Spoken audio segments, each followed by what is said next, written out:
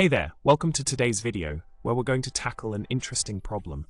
Ever encountered a situation where you needed to find the first repeating digit in a string of numbers? Well, that's the problem we're going to solve today.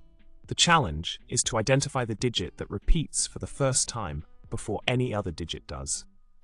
Now, let's delve into the solution.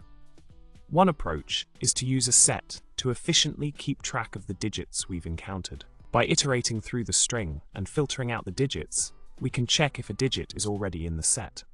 If it is, we've found our first repeating digit. If no repeating digit is found, we raise a value error. This method ensures a linear time complexity, making it a reliable solution for our problem. In the provided code, we define a function called first_repeating_digit. Within this function, we initialize an empty set called scene to store the digits we've come across.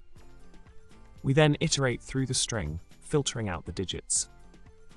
If a digit is already in the set, we return it as the first repeating digit. Otherwise, we add the digit to the set.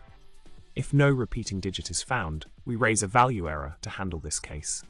Continuing with the solution, we then demonstrate how to use the function we created. By providing two sample strings, row123, 123, 123, and 0123 454 321, we can easily identify the first repeating digit in each sequence. The function efficiently processes the strings and accurately returns the first repeating digit for each case. To wrap things up, the benchmark test results confirm the efficiency of our solution compared to an alternative method. By opting for a set to track repeating digits, we achieve a more optimal outcome. Remember, efficiency is key when solving coding problems. And that's a wrap for today's video. If you enjoyed learning about this nifty solution, make sure to subscribe for more coding tips and tricks. Don't forget to hit the like button and share your thoughts in the comments below. Until next time, happy coding.